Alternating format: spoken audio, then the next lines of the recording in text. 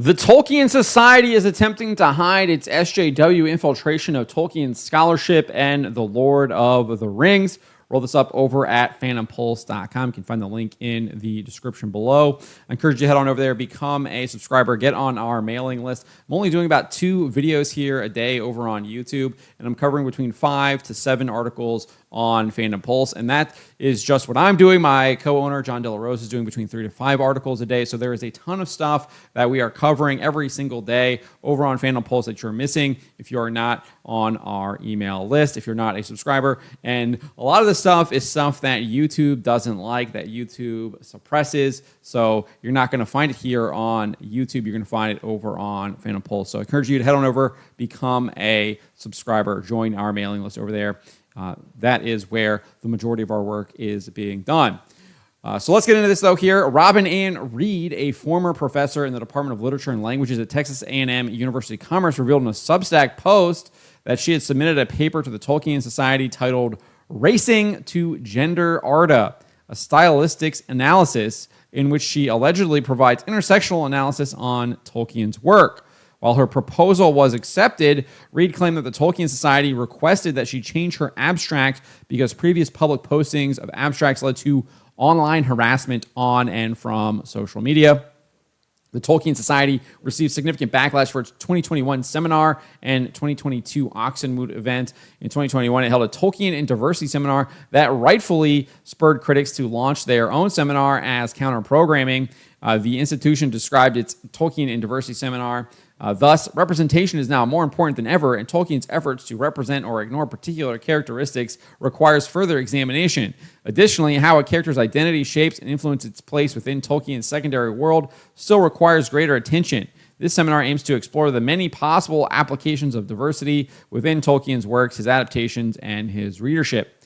In response to this, the Society of Tolkien launched a counter-program and explained its purpose. When J.R.R. Tolkien created Middle-earth, he filled it with characters, themes, and dangers that leapt from the pages to intrigue, excite, and give hope to his readers.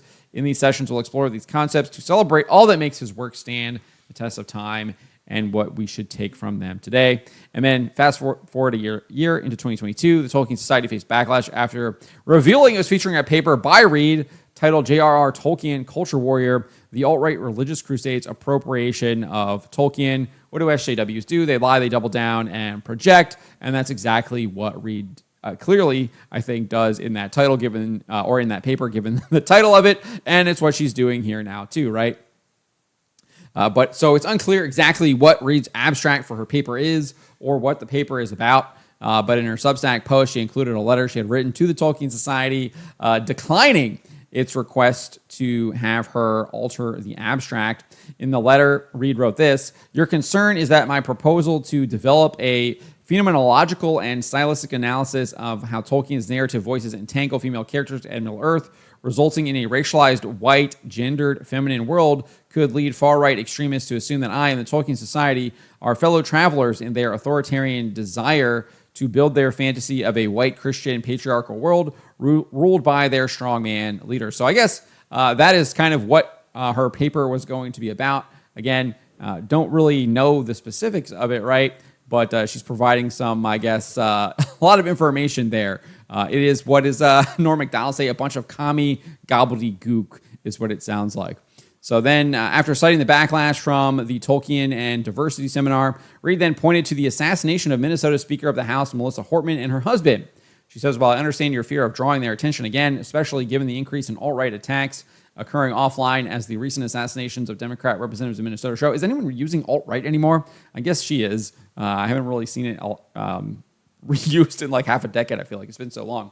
Anyway, she goes on and says, "I think I have a more informed idea than you do about the likely nature of an online attack on proposals relating to race and racism in Tolkien's Legendarium. I think the nature of the attack would be different, and that there is another risk I believe your organization faces that you have apparently not considered."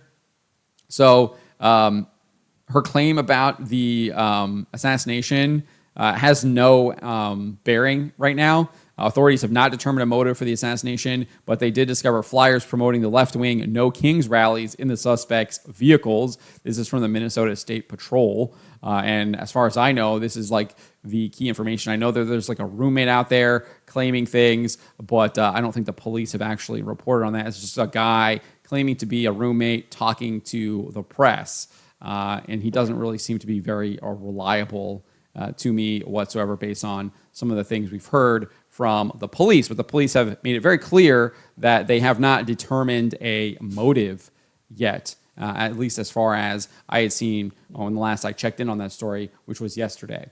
Nevertheless, Reed continues saying, I am fairly sure any authoritarian attacks would be rhetorically similar to the first, specifically calling any scholars discussing race woke and accusing us of accusing Tolkien of being a racist. White members of far-right extremist groups and a growing percentage of white people in the U.S. consider themselves the victims of racism rather than being racist themselves. That is because that there has been systemic racism against white people in the United States. You can look at it on these major companies' websites, such as the Walt Disney Company, where they clearly say that they are discriminating against people based on their race. There are now active FCC investigations into these companies, into the Walt Disney Company, into NBC Universal, due to these policies that they have in place and have had in place. So she's clearly gaslighting here. And again, what do SJWs do? They lie, they double down, and they project. We see this right here in this little letter that she's sending to the Tolkien Society. She goes on and says, my level of surety on this issue is related to them having already fielded those accusations in the earlier backlash.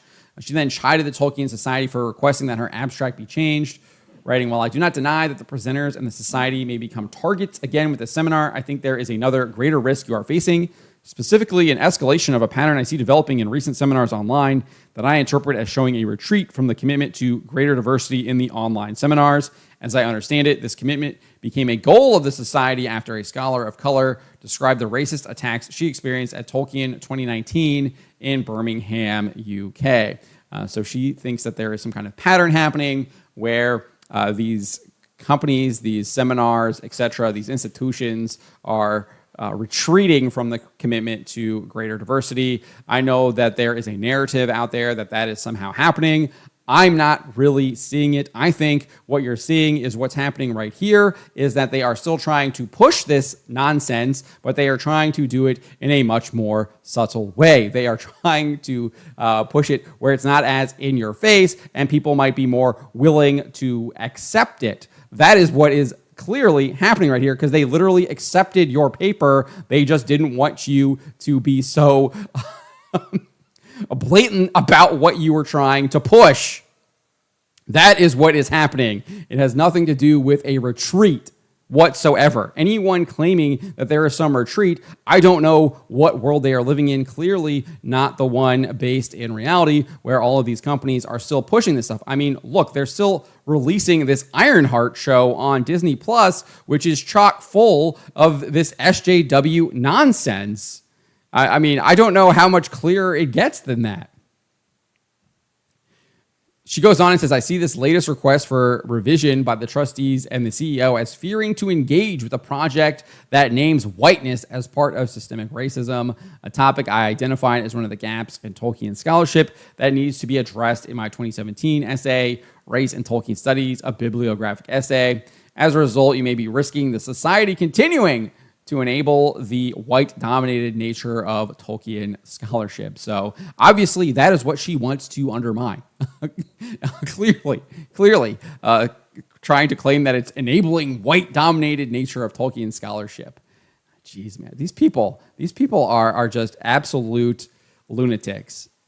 They can't, I mean, do they even hear themselves, what they're writing? I mean, it's disgusting. It's absolutely disgusting. This woman will say that white people are not victims of racism and then literally talks about how you cannot continue to enable the white-dominated nature of Tolkien scholarship. Like, I mean, are you kidding me? Like, is she so unaware? Does she have such a lack of self-awareness that she doesn't realize what she's doing? I mean, or is she just so brainwashed that she's just committed to the ideology so much? I mean, it just boggles the mind how these people operate, but they operate because they just buy into whatever lie that they've convinced themselves of, and then they continue to march down the road of lies, and they want to bring other people down with them. I guess that's kind of how it works. It's just really sad. It's really sad. I pity this woman. I really, truly pity this woman. She's on the path of Gollum, and she doesn't even realize it. As SJWs are warned to do, she then projected, saying Tolkien's work and his religious identity have been appropriated by far-right extremists for decades. Tolkien literally says that the work is Catholic. He talks about his faith in the letters. Like, what are you even talking about? I mean, it's just ridiculous. Absolutely ridiculous. He says he talked that it was Catholic in the revision. He specifically went out and made it Catholic in the revision. Like, I mean, that's literally written in his letters about the Lord of the Rings. And it's pretty obvious that those themes are in the book if you actually read it. Unfortunately, for nearly the same decade, scholars have ignored this phenomenon, as I discussed in my note, the problem of white academia.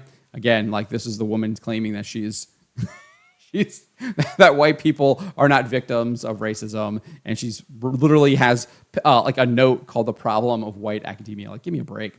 Recently published in Malorn, one requirement to maintain systemic white-black racism is that whiteness, which is the default, is never named as a racialized category, because that naming undercuts its status as the default and natural state of being. Again, that theory seems to be a bunch of hogwash, given the fact that people have been naming this stuff now for, I don't know, at least a decade, right? At least a decade. And we clearly saw that there was systemic racism, and it was against white people. So enough with that nonsense. Misread. Finally, she recommended the Tolkien Society CEO and trustees read an essay by Charles W. Mills, which she describes as the first essay on racism in Tolkien by a black scholar. Mills was an Afro-Jamaican philosopher of race. I have no idea what that essay is, but I can imagine that it's just a bunch of, again, commie gobbledygook, because she's a commie, clearly trying to promote her commie philosophy, and is trying to do so through the Tolkien Society. And the Tolkien Society clearly is totally fine with it, because, again, they literally approved of her paper. They just wanted her to rewrite the abstract so they could better have it infiltrate the Tolkien scholarship.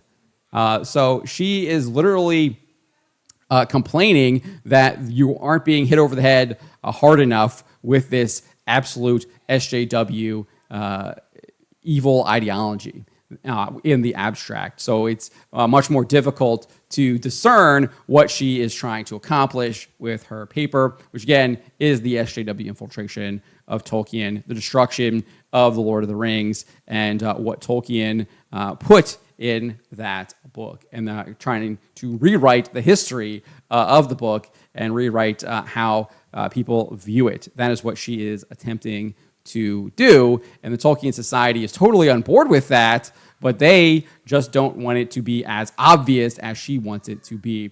And she has a problem with that. So I'm glad she actually wrote this, so we do know what these people are up to. And it's another piece of evidence, as I've been repeatedly bringing to you and saying, that this stuff is not going away. They are just going to be more sneaky about it. And here it is right in front of us. They are trying to be more sneaky about it. But let me know what you guys make of this. Let me know in the comments below. Remember to always be charitable, especially to each other, and to always, always speak the truth.